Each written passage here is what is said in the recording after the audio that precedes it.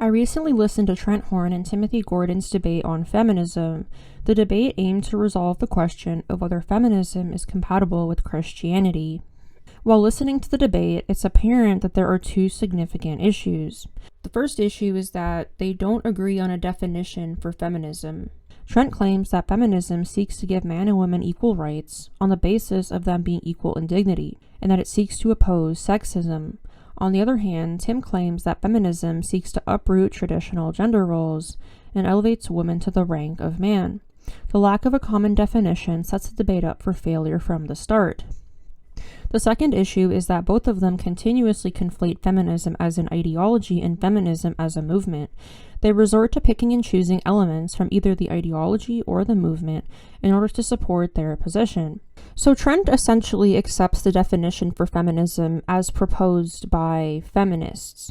The problem with doing this is that this definition does not make the distinction between being equal in dignity and being equal in rights and duties. Using equality as a blanket statement is imprudent and leads Catholics into error. When arguing for his position, Trent is presupposing that being equal in dignity means that women's rights will look the same as man's in society and in the home. The Church affirms that man and woman are equal in dignity. However, they are not equal in their rights and responsibilities. On the other hand, I wouldn't say that Tim made any significant errors in this debate. However, the way that he argues for his position really discredits him. So even though Tim believes this is a matter of natural law, he doesn't really treat it as such in the debate. He just stoops to Trent's level and starts picking out stuff from the movement that he disagrees with. In this video, I want to demonstrate that feminism is not compatible with Christianity, which I believe Tim failed to do. In order to do this, we will need to provide a proper definition for feminism. Feminism as an ideology is a form of liberalism. It is the belief that women should have the same rights as man. It proposes that woman living in a patriarchal society is continuously afflicted by various injustices, and that these injustices need to be removed. And feminism as a movement is obviously referring to the social movement that started in the 1800s, beginning with the Seneca Falls Convention and continuing into the modern age. For the purpose of this video, when arguing that feminism is incompatible with the faith, we will be treating the ideology. However, this should not be taken to mean that the American movement is compatible or should be supported by Catholics. On the contrary, since the ideology gave birth to this movement, and its founders and modern purveyors hold ardently to the ideology, the movement ought to be rejected. Now that we have defined feminism, we can demonstrate why it is incompatible with Christianity. We need to start with several premises. The first premise is that there is a natural order between man and woman. The second premise is that woman submits to man in marriage. And the third premise is that husband and wife have different duties. When treating an issue, I usually like to start in scripture and then move on to the writings of the theologians and the documents of the church. They are all supposed to be read in conjunction with one another as they are harmonious. However, unlike many other videos that discuss submission and marriage, we are not going to start with St. Paul, because what often happens is that people will look at St. Paul's words and they will water them down. They will find solace in the prior command to be subordinate to one another, and reject the following statement, which commands women to submit to their husbands. After this, the conversation surrounding natural order and the question of equality is usually closed. Documents from the church and writings from theologians regarding women's roles in the home and society in relation to her husband are quietly ignored or even shunned. In order to find the origins of this natural law, we will begin in Genesis with the punishment inflicted on Eve. We read, quote, "To the woman also he said, I will multiply thy sorrows and thy conceptions. In sorrow shalt thou bring forth children, and thou shalt be under thy husband's power, and he shall have dominion over thee." End quote. It is important to note that the woman was already subject to man from the beginning. This has always been God's design. She was created for man as a helpmate, and she was created in the image of man, not of God. So when the Lord gives Eve her punishment of being under her husband's power, he is not referring to the order which already existed prior to sin. Rather, he is referring to the woman having to submit to her husband even when his will is not in alignment with her own. As St. Thomas teaches, quote, To the woman, punishment was appointed in respect of two things, on account of which she is united to the man. And these are the begetting of children, and community of works pertaining to family life. As regards the begetting of children, she was punished in two ways. First, in the weariness to which she is subject while carrying the child after conception. And this is indicated in the words, I will multiply thy sorrows and thy conceptions. Second, in the pain which she suffers in giving birth, and this is indicated by the words, in sorrow shalt thou bring forth. As regards family life, she was punished by being subjected to her husband's authority, and this is conveyed in the words, thou shalt be under thy husband's power. End quote. He also writes, quote, the subjection of the woman to her husband is to be understood as inflicted in punishment of the woman, not as to his headship, since even before sin the man was the head and governor of the woman, but as to her having now to obey her husband's will even against her own. End quote.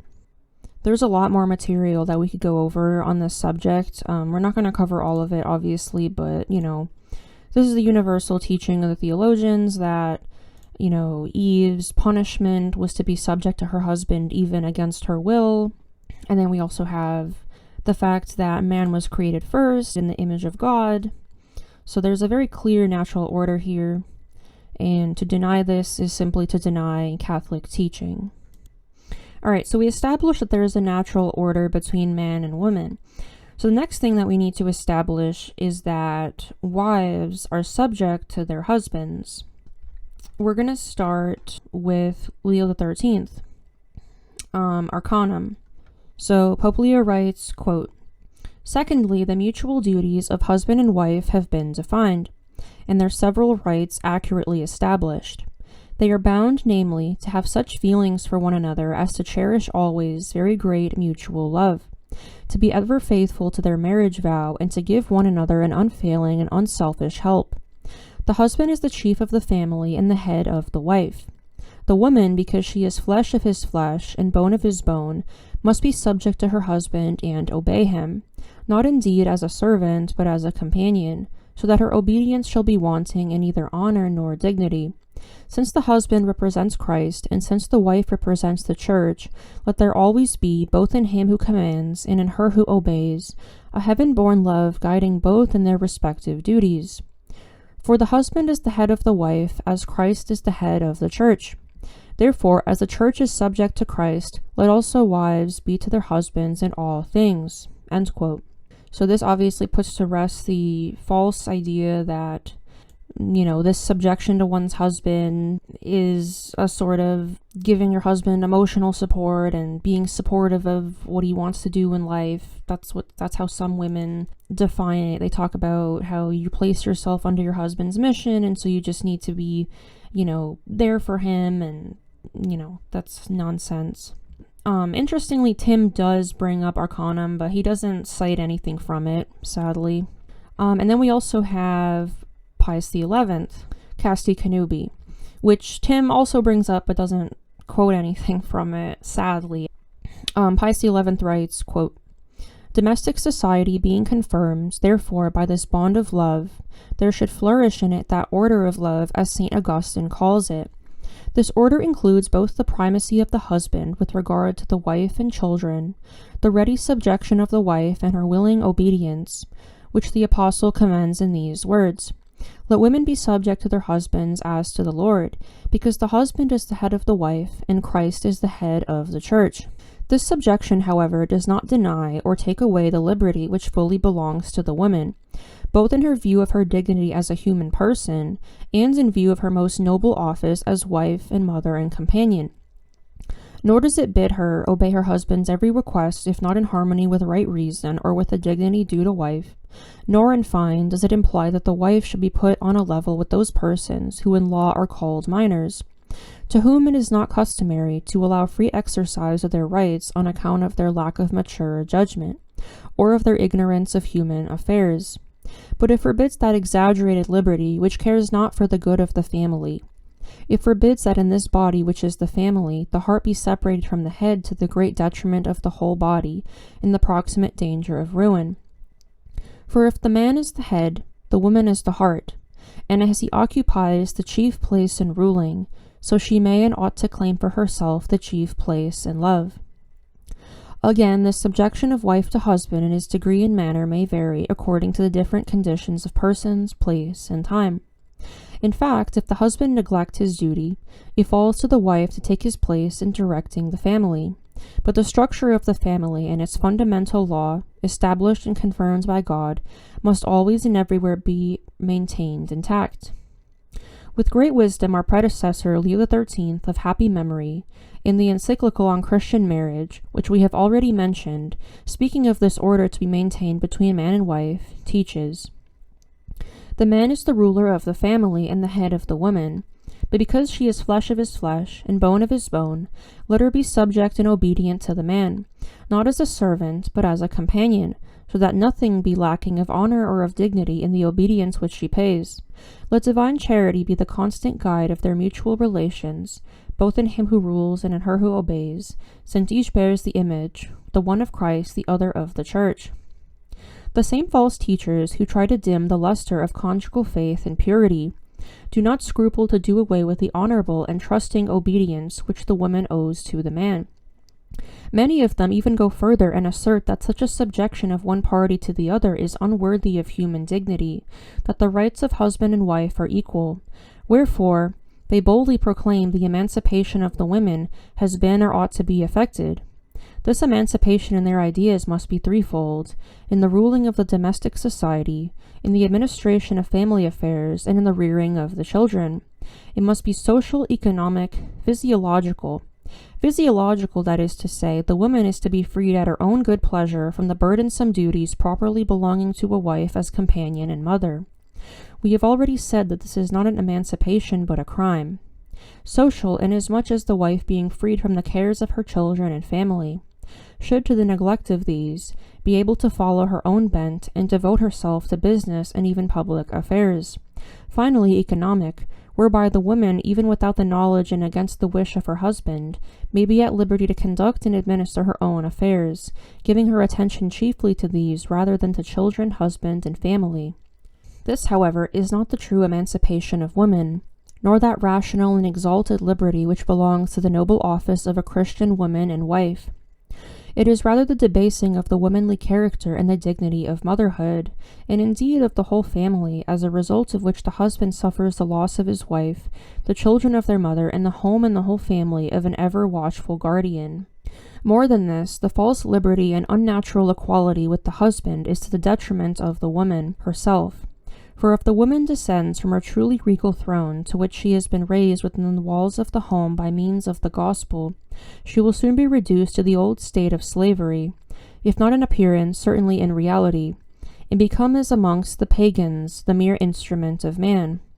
This equality of rights, which is so much exaggerated and distorted, must indeed be recognized in those rights which belong to the dignity of the human soul, and which are proper to the marriage contract, and inseparably bound up with wedlock. In such things, undoubtedly, both parties enjoy the same rights and are bound by the same obligations.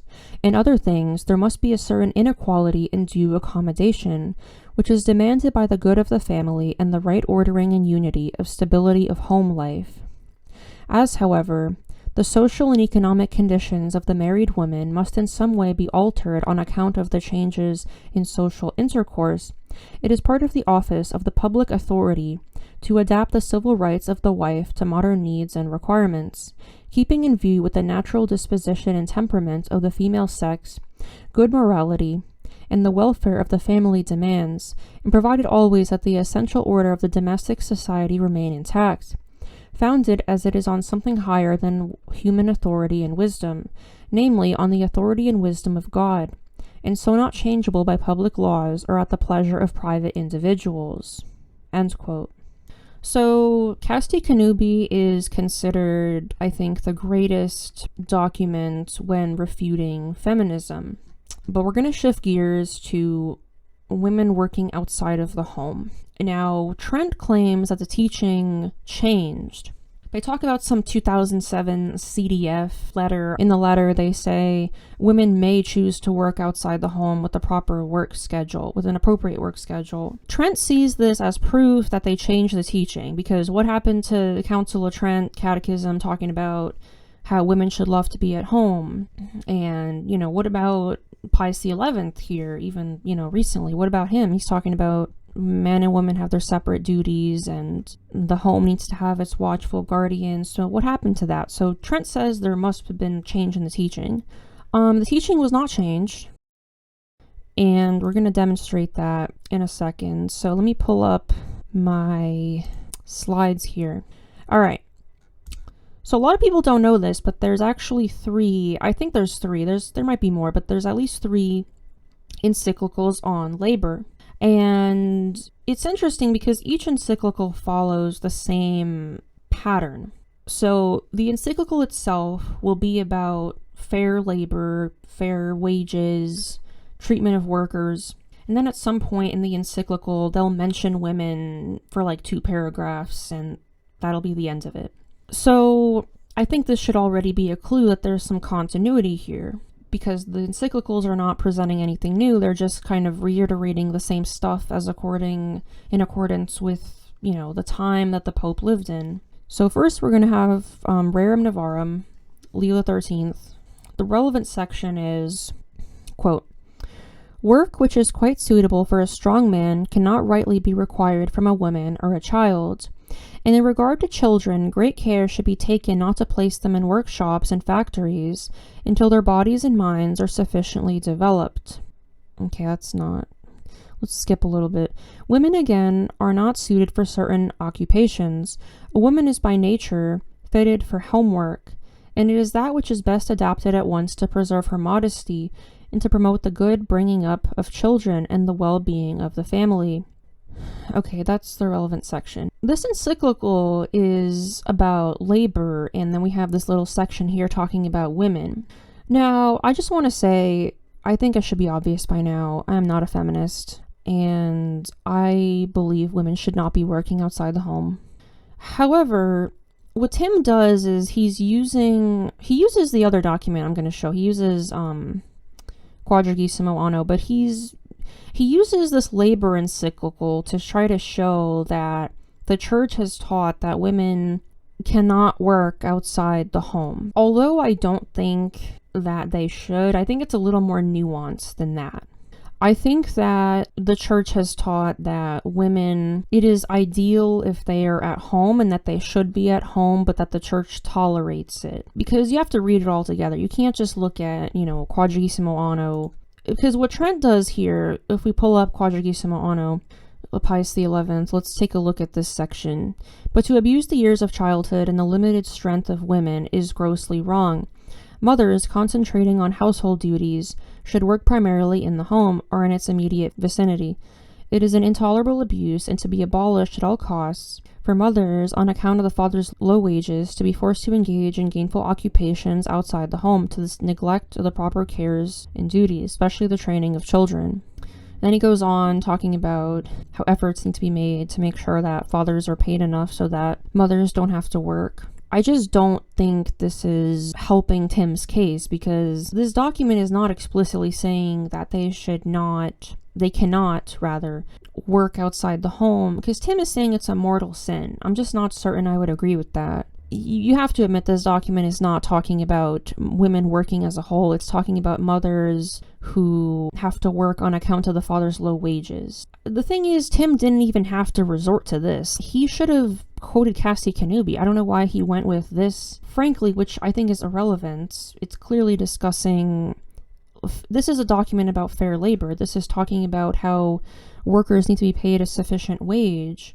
And then when it comes to the family, mothers should not be forced to work because the father doesn't make enough money. And that society needs to, make changes to ensure the father makes enough to support everyone. I don't really see why he went to this document. I don't think this proves anything that he said.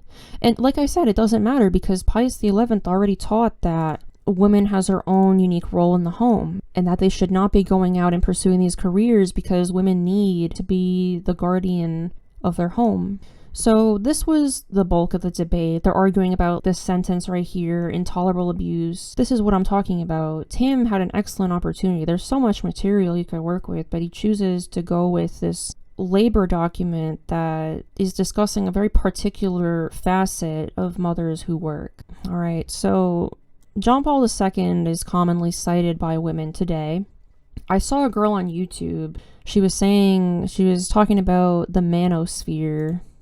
Some popular Catholic YouTuber, actually, talking about the manosphere, complaining that men don't want women to have careers these days, and that John Paul II taught that women can have careers. And it's not true. It's not true at all, actually. We have John Paul II's encyclical here.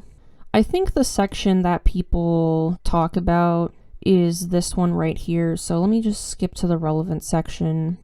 It is a fact that in many societies, women work in nearly every sector of life, but it is fitting that they should be able to fulfill their tasks in accordance with their own nature, without being discriminated against and without being excluded from jobs for which they are capable, but also without lack of respect for their family aspirations and for their specific role in contributing, together with men, to the good of society. The true advancement of women requires that labor should be structured in such a way that women do not have to pay for their advancement by abandoning what is specific to them and at the expense of the family, in which women as mothers have an irreplaceable role." End quote. So what happens is that people will look at this and they'll say, he said women can have careers. And this is such a horrible reading of the text. First of all, you have to read all of these labor documents as being in conjunction with one another, especially, considering they all follow the same formula, you could say. Like I said, they talk about fair wages, treatment of workers, and they have like this little section where they talk about mothers very briefly. So that's number one. Number two is that John Paul II affirms the same thing as Pius XI and Leo XIII. He also writes, quote, "Having to abandon these tasks in order to take up paid work outside the home is wrong from the point of view of the good of society and of the family when it contradicts or hinders these primary goals of the mission of a mother." End quote. So, he's not saying that women can have careers. These labor encyclicals affirm women's primary role, and then they lay out, John Paul II in particular lays out some conditions for women who do work. That's why he says, it is a fact that in many societies, women work in nearly every sector of life. He's laying out the conditions that are fair in our modern day and age for our modern workers. That's why Leo XIII brings up children. These are the kids in the mines. You got to remember the time period this is from. Then fast forward to John Paul II, he's talking about, modern workers as well, just like all these popes did. And John Paul II talks about how women today are often in the workplace. And so, just like his predecessors, he lays out the conditions that would be fair for these female workers. It's just such a weird blanket statement to say, oh, he said they can have careers. What does that mean? Because when people say that, what they mean is, oh, it's a valid choice to be a housewife or to have a career. That's not what he's saying here. So it's very misleading to say that he's some feminist pope. He affirmed women's right to work as being on the same level as being a housewife. That's not true. Read all these documents, every single document that I cited here, not just the labor documents. Read about Arcanum, Cassi Canubi. You have to read all of this stuff together. You cannot just look at John Paul II because he's nice. He says nice things. That being said, I think that at the very least, John Paul II is tolerating women working. I would say the CDF, the 2007 letter they mentioned in the debate, they're tolerating women working. That's how I would describe it. So, in my opinion, there's perfect continuity. I don't think that they changed any kind of teaching at all. Feminism is a very heated subject. There's a lot of contention between men and women in the church today. There's a lot of misunderstandings between the two genders. You have these young women who implicitly accept feminism. They don't even understand that there's a teaching on this stuff. that we went over in this video. Society tells them that if someone tells you to submit to your husband, then that's an evil person. You shouldn't listen to them. It's a very common belief today among Christians that men and women are both equal, whatever that means, whatever you think it means. And Jesus loves you, and he would never want you to submit to a man or think that you're not equal to a man. There's a lot of feminism laced in the messaging that young women get. Even if it's not from explicit feminists, it is feminist in its nature.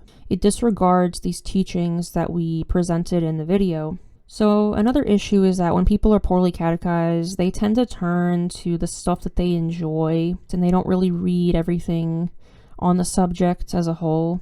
So for example, women love John Paul II. There's nothing wrong with John Paul II, it's just that his papacy focused on Christ's love and mercy. And I mean, that's what people want to hear, right? They don't want to be told they have to do this and that. But unfortunately, John Paul II is regarded as this liberal feminist pope, and women love to quote him to support their feminist beliefs. People do the same thing with Vatican II.